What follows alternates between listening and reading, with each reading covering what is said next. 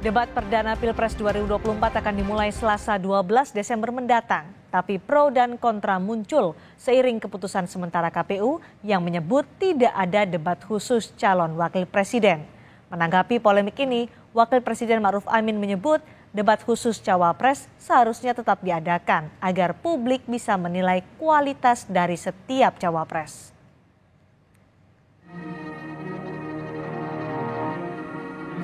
Publik bereaksi atas putusan sementara KPU atas format debat baru yang tidak menyertakan debat khusus calon wakil presiden.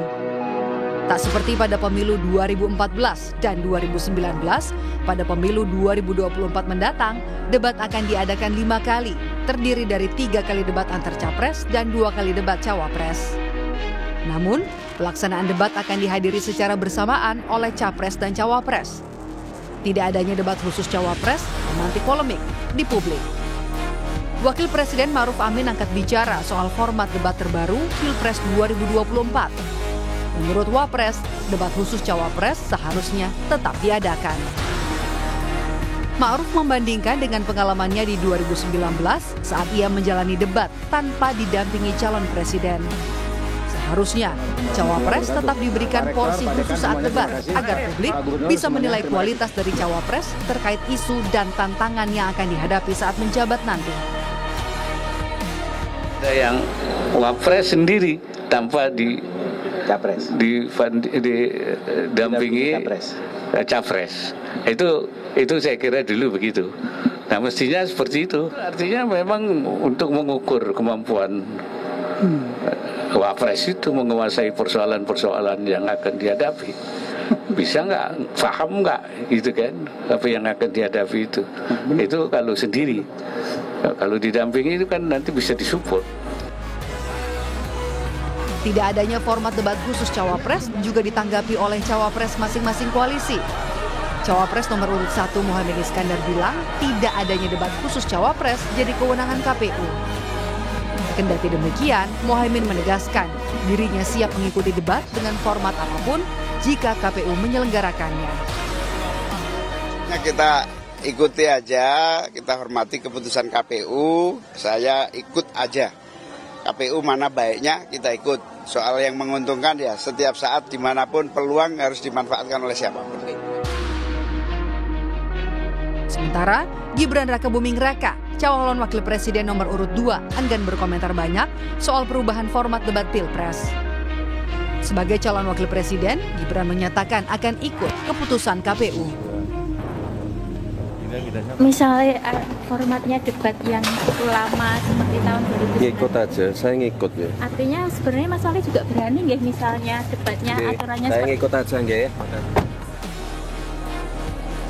Hal serupa juga disampaikan Mahfud MD ketika ditanya soal kesiapan debat.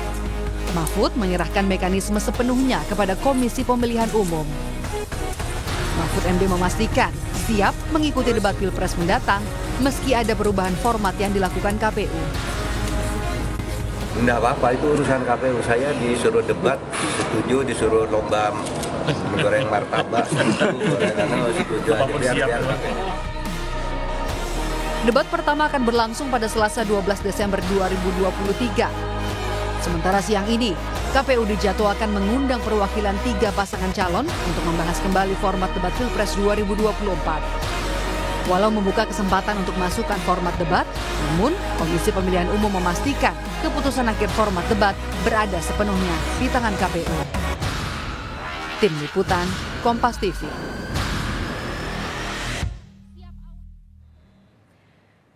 Saudara KPU, maksud kami Ketua KPU RI Hasyim Asyari membantah melindungi cawapres nomor urut 2 Gibran Rakabuming Raka terkait format debat cawapres.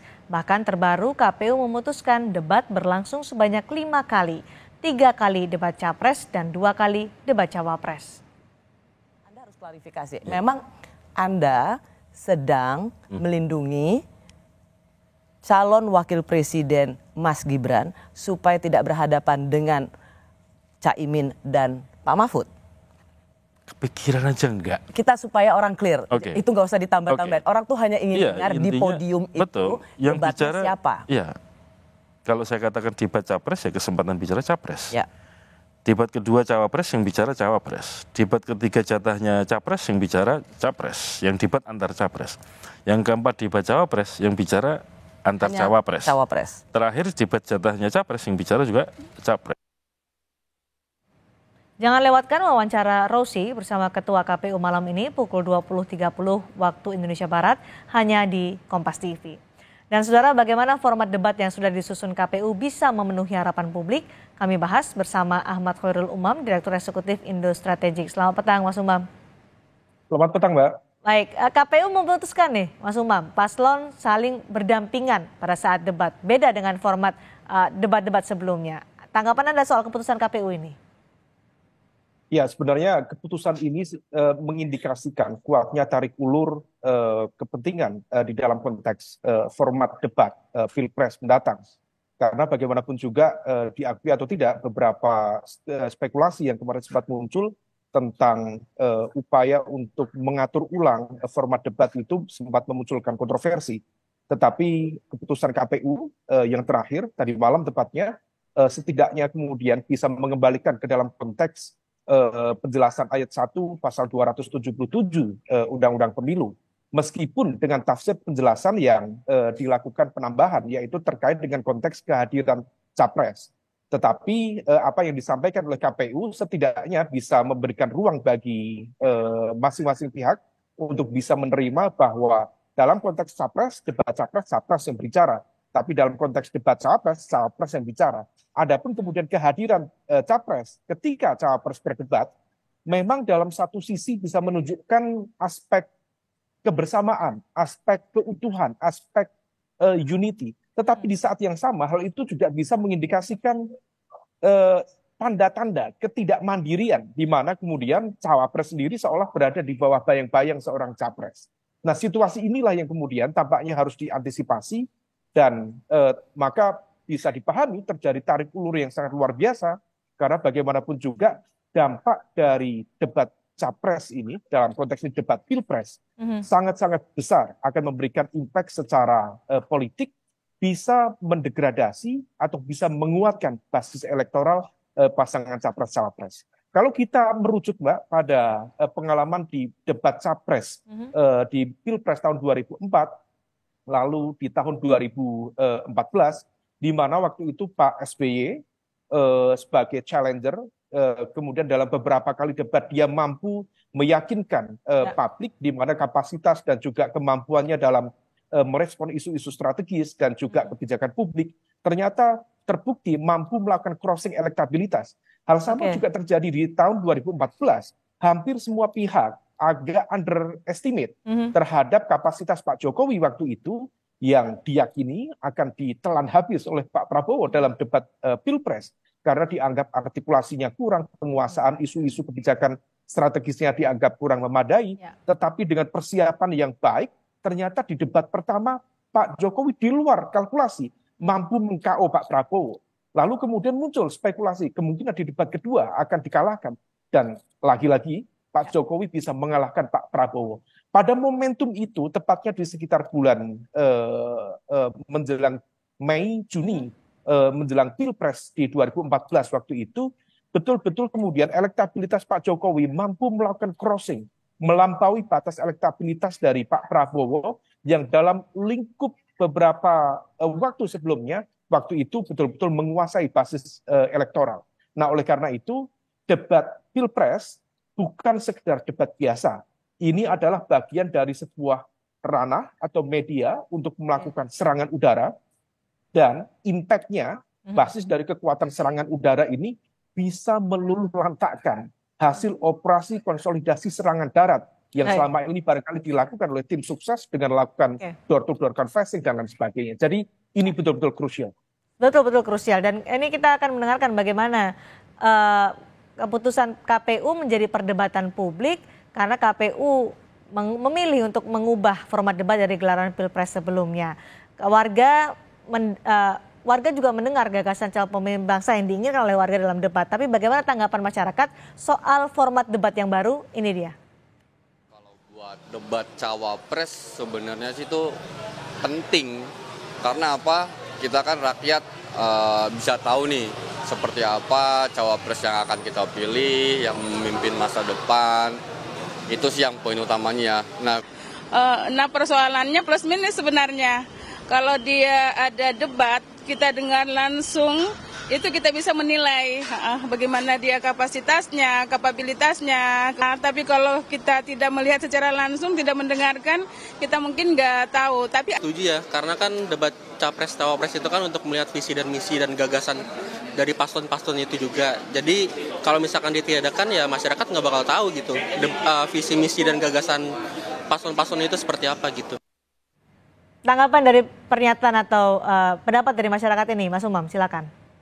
Iya, sebenarnya apa yang disampaikan oleh masyarakat, oleh publik tadi sebenarnya mengkonfirmasi apa yang menjadi harapan kita secara umum ya, bahwa kesiapan dari masing-masing capres-cawapres itu betul-betul diharapkan kesiapannya dalam konteks memasuki masa kontestasi ini. Maka seorang cawapres itu harus memiliki kapasitas yang setara dengan capres. Karena dalam konteks konstitusi at any time, dalam kesempatan apapun, ketika kemudian capres atau presiden berhalangan, capres harus memiliki kapasitas dan kapabilitas untuk menggantikan seorang capres atau presiden yang terpilih. Mas Umam, apa sih sebenarnya? Dalam konteks ini, ya silakan. Maka dalam konteks ini, kapasitas cawapres tidak boleh disembunyikan, harus ditunjukkan. Kalau misal kemudian ada cawapres yang mencoba untuk bersembunyi di balik kebesaran capresnya, mencoba untuk menghindari basis perdebatan supaya kemudian tidak terlihat kelemahannya dan lain sebagainya, saya pikir hal itu menjadi kurang produktif. Nah, oleh karena itu harapan dari masyarakat harus direspon. Nah, di dalam konteks ini barangkali tudingan yang paling utama tertuju pada Gibran.